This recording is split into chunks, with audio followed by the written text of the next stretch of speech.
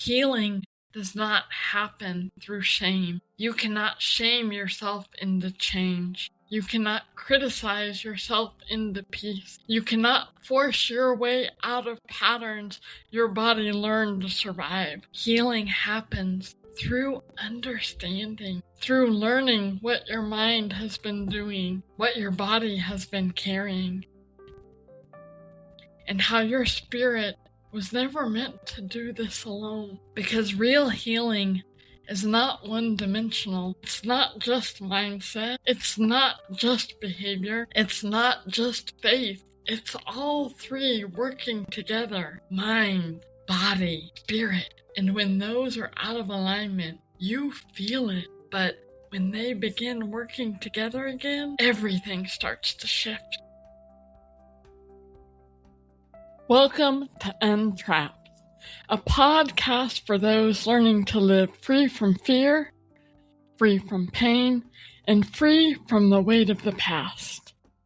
I'm your host, Elizabeth Meigs, certified trauma-informed practitioner, transformational coach and speaker, founder of Elizabeth Inspires, and messenger of God's miracle power. Here, we don't ignore trauma and chronic stress. We understand it. We regulate it. And we invite God into the healing process. Each episode, we walk through healing, hope, and resilient faith together. So take a breath. Let your body settle. And let's rise into today's message.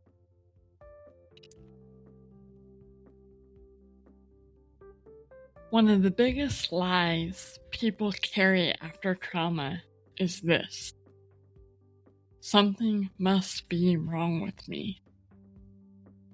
They feel reactions that they don't understand. Anger,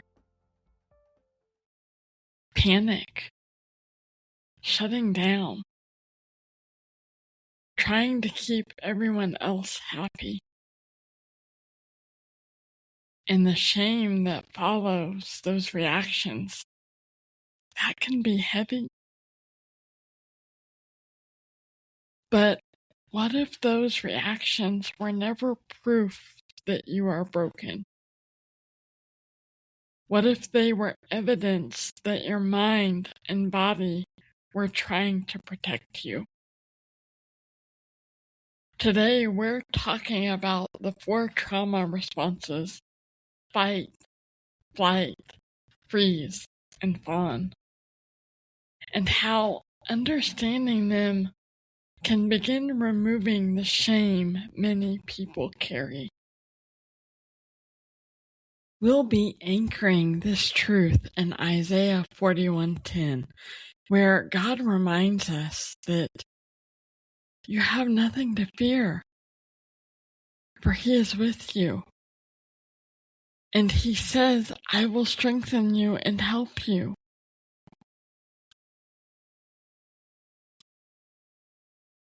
Let me explain this simply. Your brain has one main job: to protect you. Not make you calm, not make you polite, not make you logical, but to protect you. Deep inside your brain is a system that is constantly scanning your environment.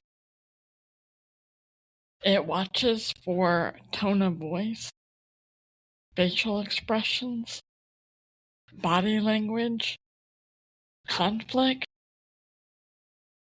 even stress. And when it thinks something is unsafe, it reacts before you have time to think. That's why trauma responses often feel automatic. You didn't plan them. Your body reacted. Not because you're weak, but because you survived. And God designed your brain with survival systems for a reason. Unfortunately, sometimes these systems stay turned on longer than they were meant to. That's when people start asking, why can't I control my reactions? And the truth is, you are not crazy. Your nervous system learned patterns of protection. The fight response says, if I push back, I might be safe. Fight can look like anger, defensiveness, sharp responses, emotional outbursts, or reacting faster than you meant to. And here's the part people don't talk about enough. Many people who experience fight responses feel deep shame afterward. They don't just feel the emotion, they begin judging themselves for it. But that anger doesn't come out of nowhere. It often comes from overload, pressure that has been building for far too long. That was true for me. After my brain injury, I was trying to function like everything was normal. I went to therapy. I showed up at school. I did the assignments. I did everything I was supposed to do. From the outside, it looked like I was holding it together. But on the inside, I wasn't. There was confusion. There was pressure. There were thoughts that I just didn't understand. And I didn't have the words for any of it. By the time I got home, everything I had been holding in all day had nowhere else to go. And it came out. Sometimes it came out as anger. Sometimes it came out in tears. A lot of times, it was both at the same time. And I remember not understanding it. I remember thinking, why am I reacting like this? But what I didn't realize at the time was even deeper than that. The story I had started telling myself was this: I'm a mistake. I'm a failure. This must be punishment for something I did wrong. That's what made it heavier. Because now it wasn't just the reaction. It was the meaning and the belief that I attached to it. My family didn't understand my reactions. But the truth is, neither did I. And that's a hard place to be. They loved me. They wanted to help me. They were doing everything they could. But they didn't know what I needed. And I didn't know how to explain it. So they supported me the best they could, while feeling completely helpless. And I could feel that too, which only added more pressure, more emotion, more buildup, and eventually, more release. That's what the fight response can look like. Not someone who is too much, but someone who has been holding too much for far too long. And their nervous system finally says, I can't carry this quietly anymore. So it comes out loud.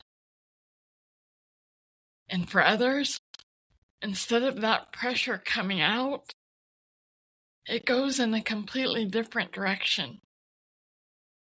They don't push back. They run. The flight response says, if I stay busy, I don't have to feel this. Flight doesn't always look like running away.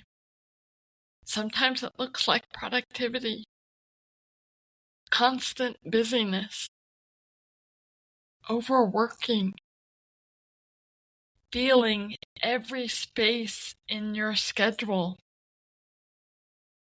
avoiding difficult conversations,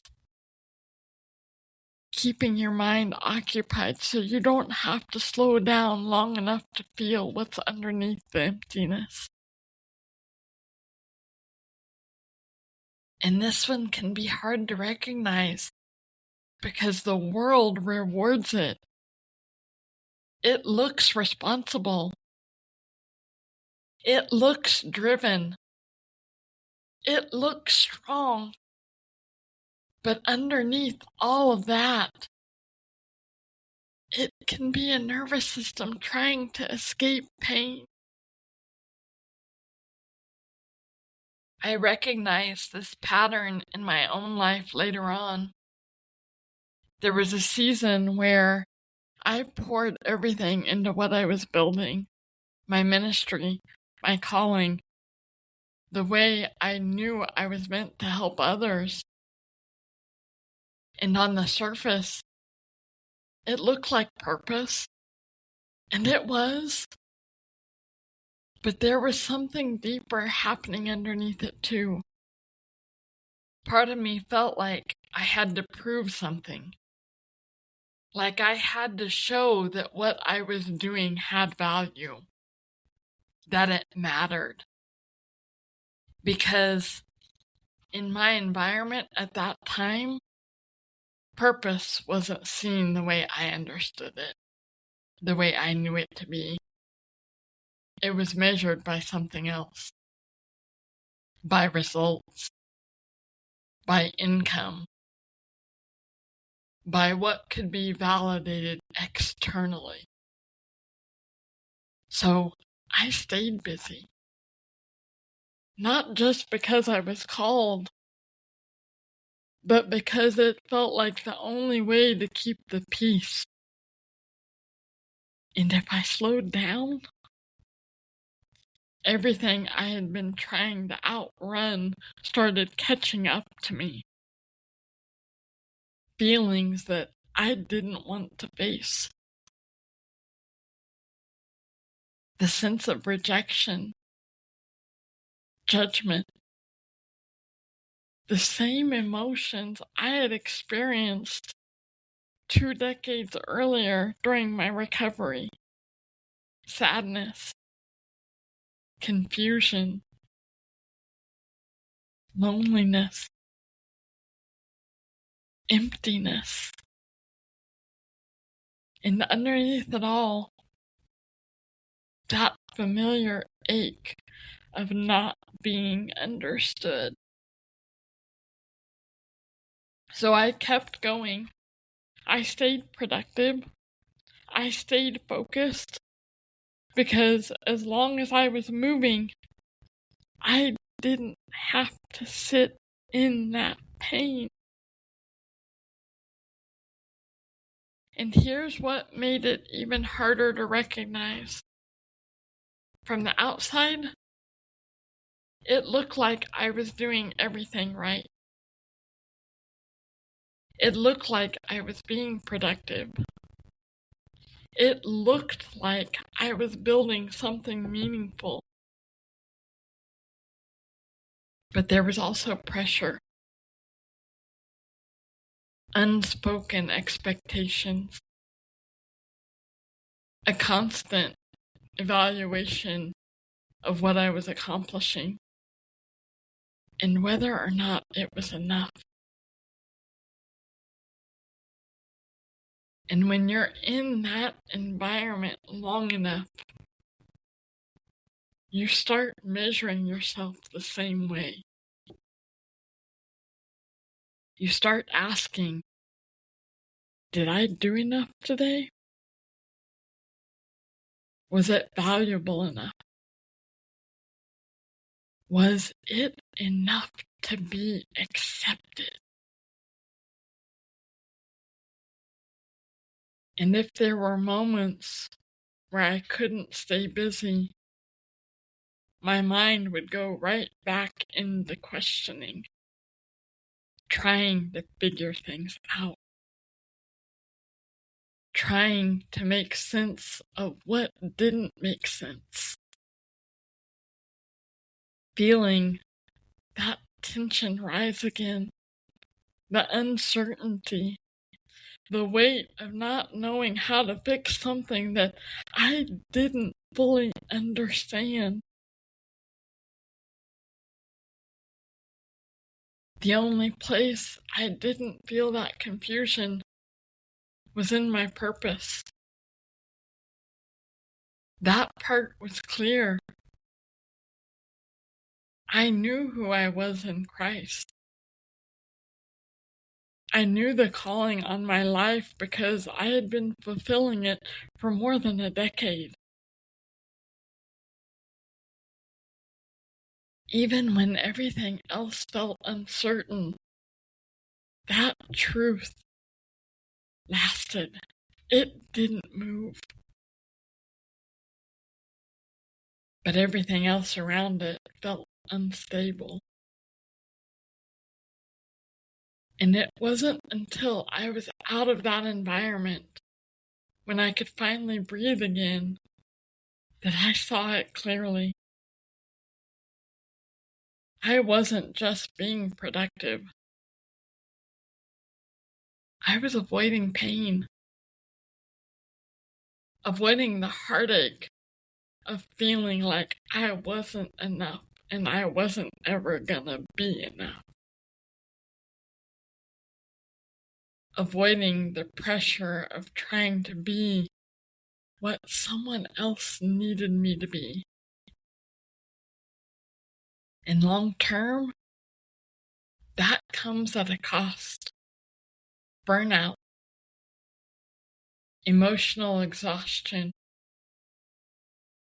losing yourself in the process of trying to meet expectations that you were never meant to carry. So, if you find yourself constantly striving, trying to be what someone else needs you to be just to feel valued, I want you to hear this clearly. That is not truth. That is a lie. You were never meant to fit into someone else's definition of who you should be. That's like trying to force a square peg into a round hole. It's never gonna fit. And the more you force it, the more it costs you. Your peace, your freedom, your ability to fully love yourself the way God already does. And I've seen this pattern not just in my life, but in others too. People working nonstop, providing, showing up, doing everything they can to hold things together. But underneath all of that, their value has become tied to what they produce, not who they are.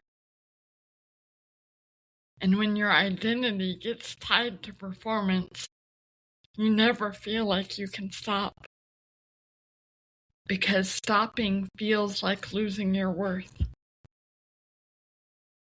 But the truth is, that's not how God sees you. Your value was never meant to be earned.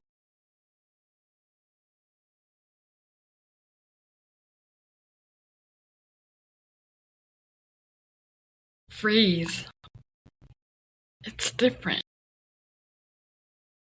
Freeze says, if I shut down, I might be safe. And this one can be the most confusing, because it doesn't look like action. It looks like nothing. Brain fog, feeling numb, emptiness, difficulty making decisions, going quiet, feeling stuck. And people often label it the wrong way. They call it laziness. They call it lack of motivation. They call it weakness. But that's not what it is. When the nervous system becomes overwhelmed, it sometimes shuts down like a circuit breaker. Instead of reacting with energy like fight or flight, the brain conserves energy. This is not laziness. This is protection. I experienced this most deeply during my recovery after my brain injury. There were moments where my mind felt foggy, like I couldn't get it to work the way it used to. I couldn't think clearly.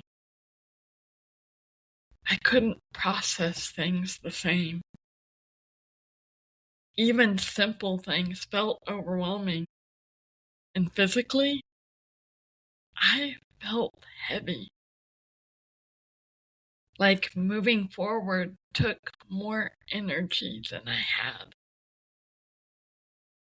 Sometimes it felt easier to just collapse, to stay in bed, to not move at all.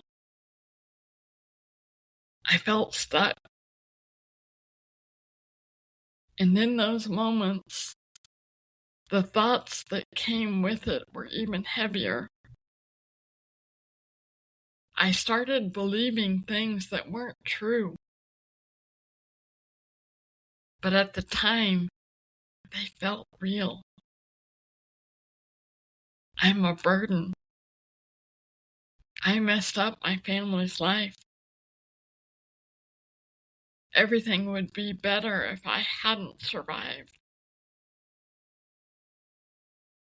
And that's hard to say out loud. But it's real. That's where my mind would go. Back to that same belief. I'm a mistake. I'm a failure. I shouldn't be here. And I didn't understand why I felt that way. That was the hardest part. I was frustrated. I needed answers. I wanted to understand what was happening in my own mind, and I couldn't. When you don't understand what's happening inside you, it's easy to turn on yourself. I hated myself in those moments. Not because it was true, but because I didn't know what else to do with what I was feeling.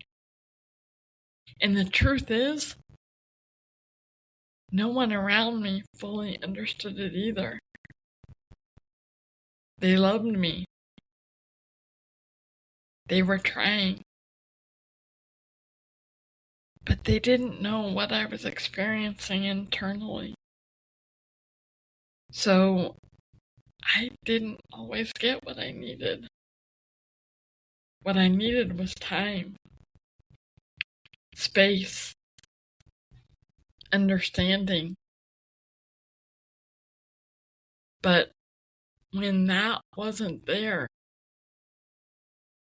my system would shift again, sometimes back to flight, trying to move, trying to push through, trying to escape the feeling. But underneath it all, my brain was overwhelmed, emotionally exhausted, trying to process more than it had the capacity for at the time.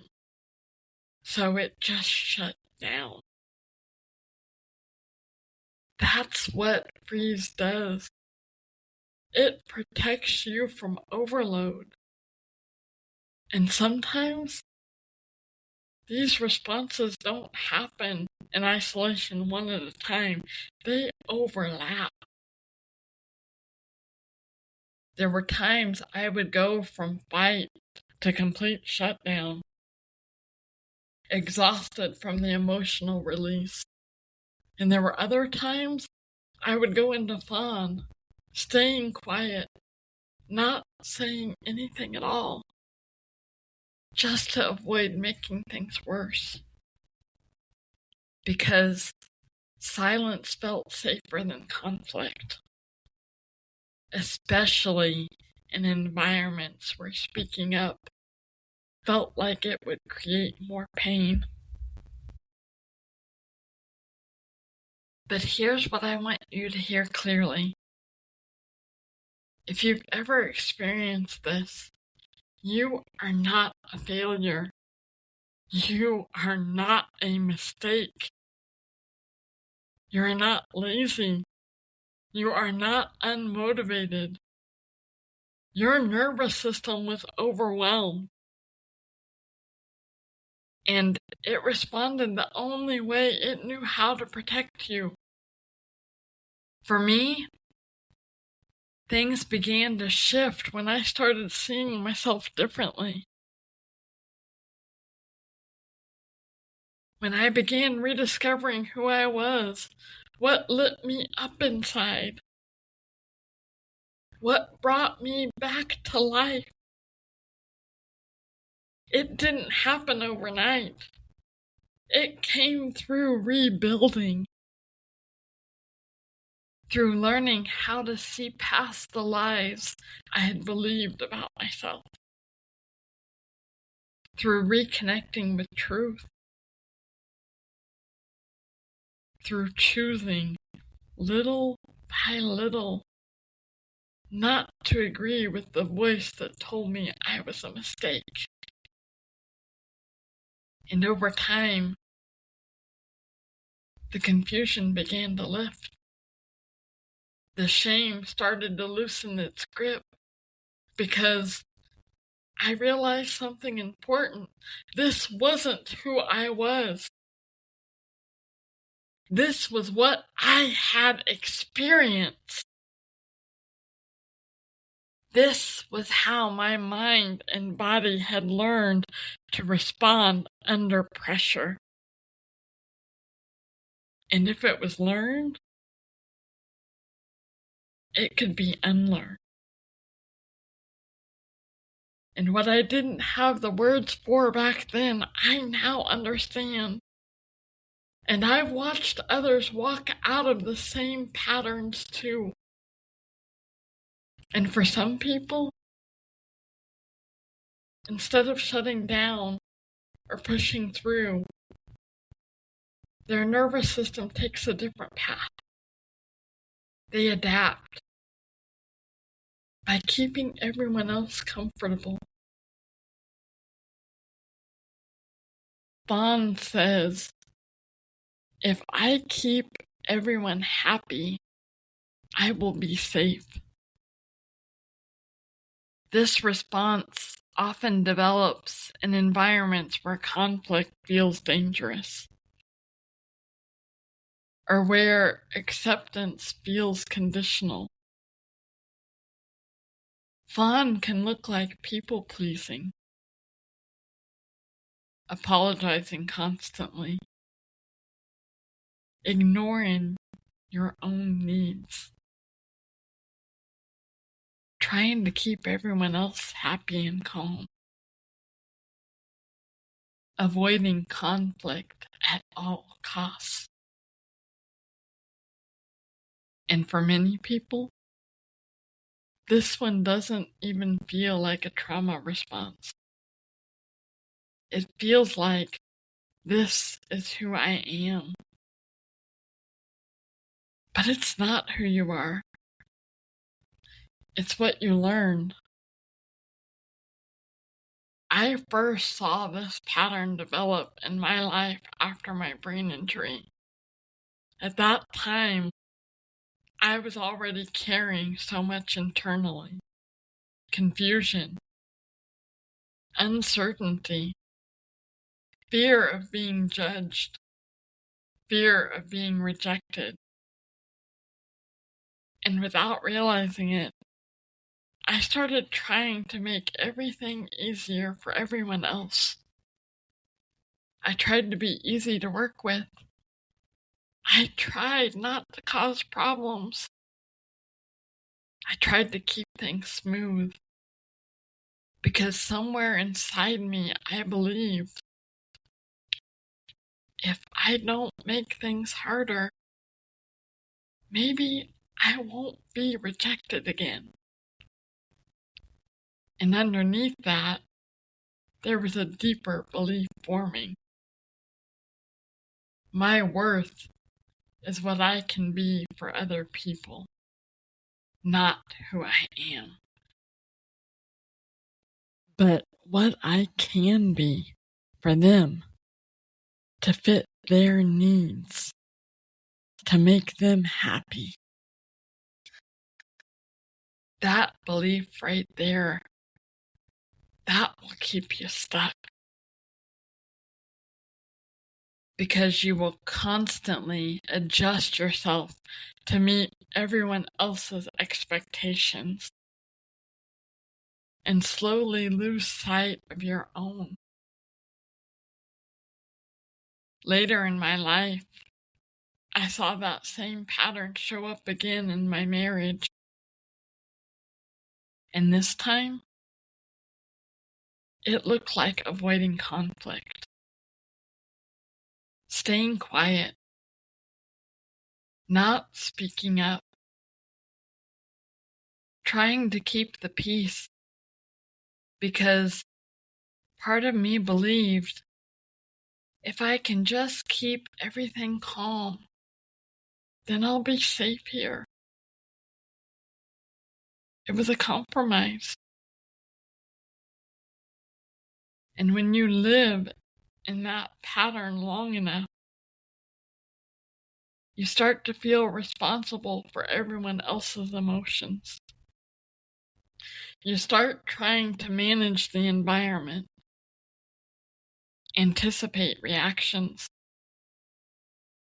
keep things from escalating. But here's the truth. That's a heavy weight to carry. Because you were never meant to be responsible for everyone else's peace at the cost of your own. And internally, Fawn doesn't feel peaceful. It feels tense, like you're constantly scanning, what do they need? How do I keep this from going wrong? What do I need to say or not say to keep things okay? It's exhausting. And over time, you stop asking what you need altogether. Fawn and flight often work together. One part of you stays busy so you don't have to feel. Another part of you keeps everyone else comfortable so nothing explodes. Both are attempts to survive, but neither one allows you to fully be yourself. And if you find yourself living here, trying to be what everyone else needs so you can feel accepted, hear this clearly. Your value is not based on how well you manage other people's emotions. Your value is not based on how agreeable you are. Your value is not based on how much you sacrifice yourself to keep the peace. That's not love. That's survival. And it will cost you your voice, your identity, and your freedom if you stay there. You were never created to disappear so everyone else could feel comfortable. You were created with purpose, with identity, with a voice that matters. And learning to step out of Fawn is learning that it is safe to be who God created you to be, not who you had to become to survive. And when you step back and look at all four of these responses, fight, flight, freeze, and fawn, you start seeing something clearly. Something powerful happens when people learn about these trauma responses. They stop asking, what is wrong with me? And they start asking, what has my body been trying to protect me from? That shift changes everything. It becomes awareness. Because shame cannot survive where understanding is present. Shame thrives in confusion. It thrives in mislabeling. It thrives when you believe your reactions define you. But the moment you understand, you begin separating who you are from what you've experienced. I've seen this happen over and over again. One of my past clients was cycling between fight, fawn, and freeze. Their life felt like emotional chaos. One moment they were reacting. The next moment they were shutting down. Then trying to smooth everything over. And because they didn't understand it, they turned it inward. They questioned themselves constantly. At times, they genuinely wondered if they were losing their mind. But that wasn't the truth. Their nervous system was doing exactly what it had been trained to do. It was trying to survive. And when they began to understand that, something shifted. They stopped fighting themselves. They stopped labeling themselves as the problem. And for the first time, they could breathe. Because they realized, I'm not crazy. I'm responding to something real. And that awareness, that's where healing begins. My turning point came during a breakdown.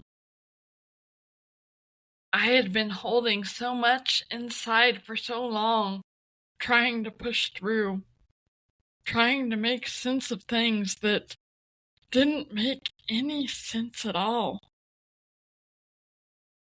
Carrying questions that I didn't have answers to. And eventually, everything surfaced at once. There was no more holding it together. I needed answers. And I knew there was only one place that I could go to get them. The Creator. I knew that Jesus Christ was the only one who knew what I was suffering through, what I was enduring. I had to turn to God, the very one that I had started to believe was punishing me. And in that moment, everything shifted. Because instead of punishment, I encountered God's presence, Jesus Christ, the Holy Spirit who lived in me immediately. Not gradually, not over time. In that moment, when I was broken and at my lowest. And it was overwhelming in a way that I didn't expect. Not overwhelming like fear. It was overwhelming peace, overwhelming comfort, and overwhelming love that didn't come from anything in this world. It met me right in the middle of that brokenness. It was everything that I needed at the time, everything that I felt like I didn't deserve. And it was stronger than every ounce of pain that I had been carrying, stronger than the heartache, stronger than the confusion, stronger than the lies that I had begun believing about myself. It didn't just meet me. It replaced what I was feeling. And in that moment, I knew something that I hadn't fully understood before. God was not punishing me. He was holding me. Isaiah 41:10 became real in a way I can't fully explain. Do not fear, for I am with you. Not when you get it together, not when you figure it out. Right there, in the middle of it. And something else began to shift too. The realization that I couldn't stop. Because if what I experienced in that moment, that peace, that comfort, that restoration, if that was available to me, then it was available to others too. And it could only come from God. From that point forward, that same presence didn't just show up once, it continued. Every time I felt like I was breaking again, every time I felt like I couldn't keep going, He would meet me once again with truth, with reassurance, with a reminder that there was a greater plan for my life. And that's how I kept going. Not because I had everything figured out. Not because I understood trauma or the nervous system at the time, but because I knew God was rebuilding something in me, piece by piece, long before I had a language for it. He was already doing the work.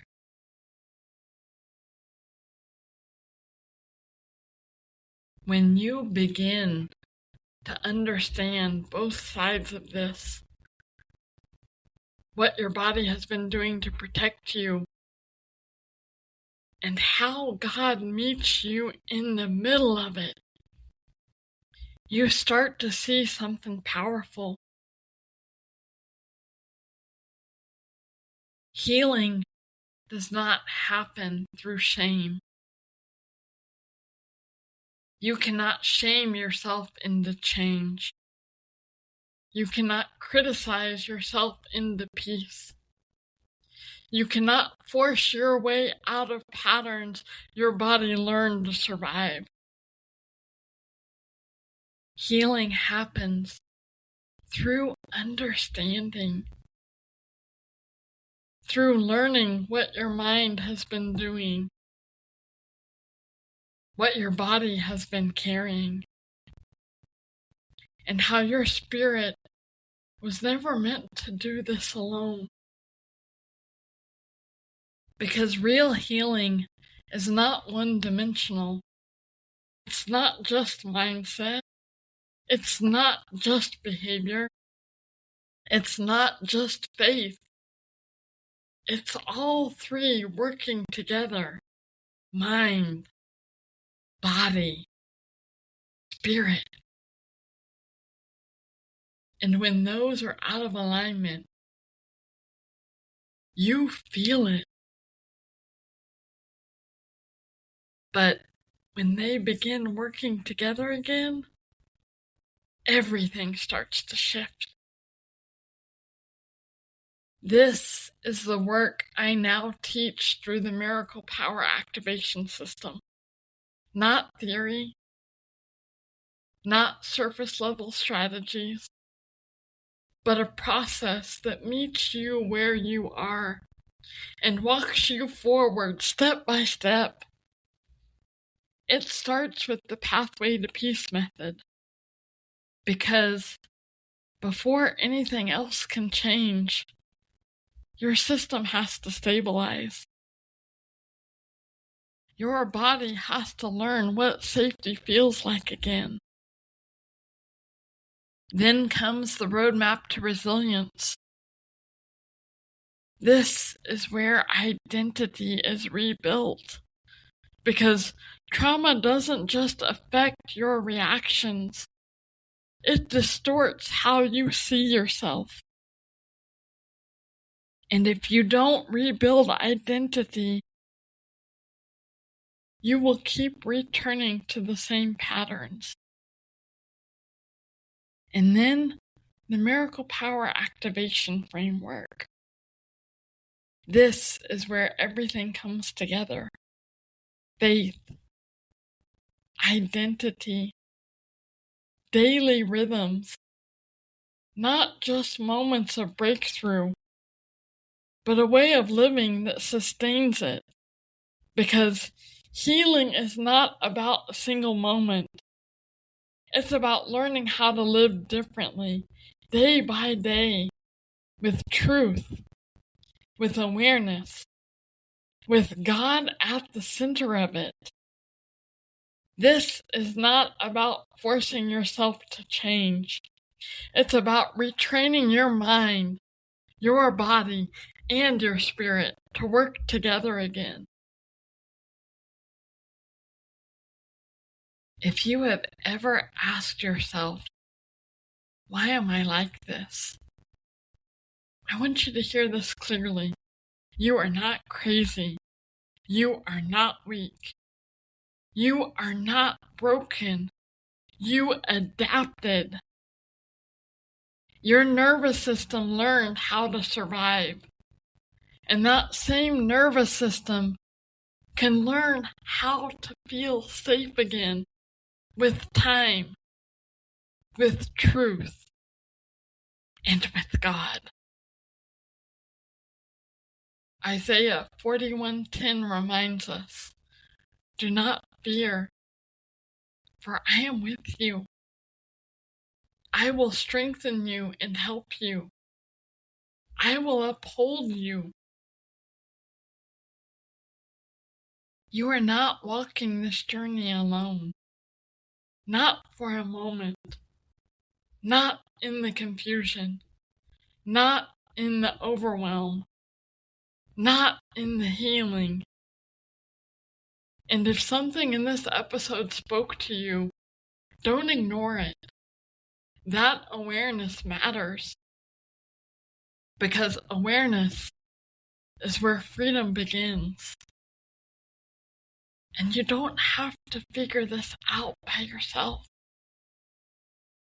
If you want daily truth and encouragement, you can join my daily affirmations text subscription by visiting elizabethinspires.com under the resources tab. And if you're ready to go deeper, to move out of survival mode and into lasting peace, clarity, and purpose, you can learn more about the Miracle Power Activation System and book a discovery call. These links are available in the show notes. But before you go, remember this.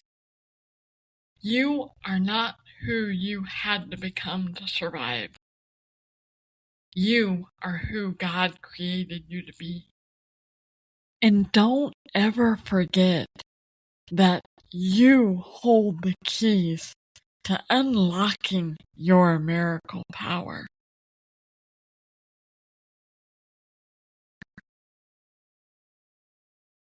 Please join me in prayer.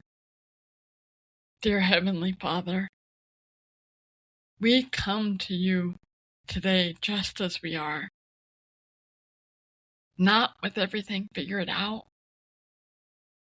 Not with everything put together. But with honesty.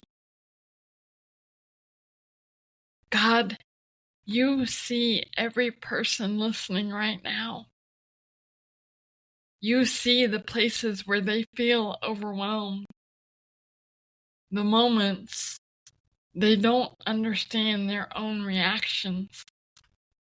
The weight they've been carrying in silence. And Lord, I ask right now that you meet them there, just like you met me.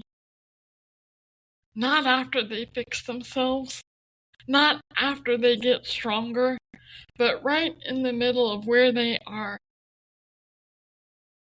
God, where there has been confusion, bring clarity. Where there has been shame, replace it with your truth. Where they have believed they are broken, remind them they were protecting themselves the only way they knew how.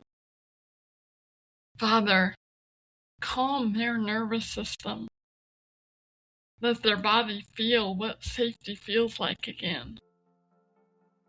Remind them that they are not alone, that you are with them, strengthening them, helping them, upholding them just like your word promises.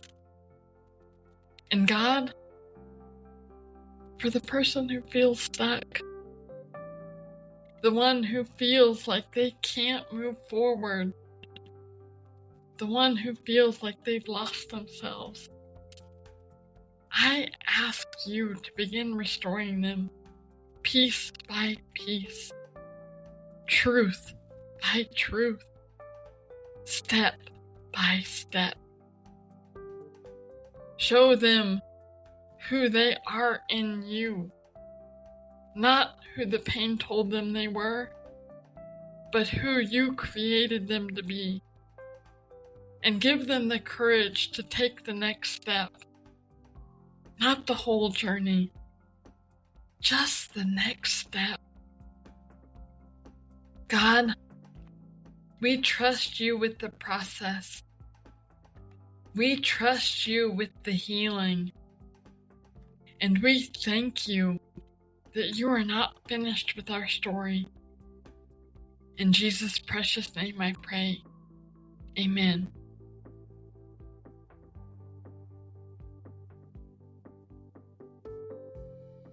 In the next episode, we are going to go into rebuilding trust.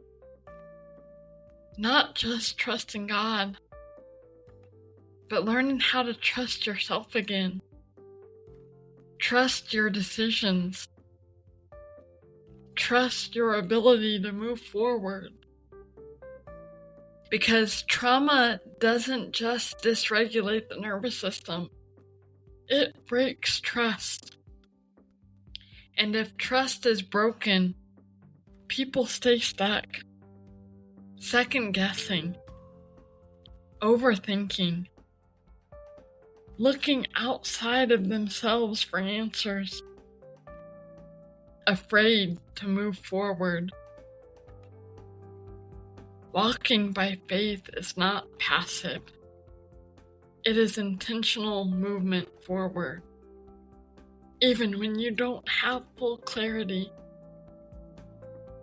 Faith is not the absence of fear. It is the movement forward despite it. I'll see you in the next episode.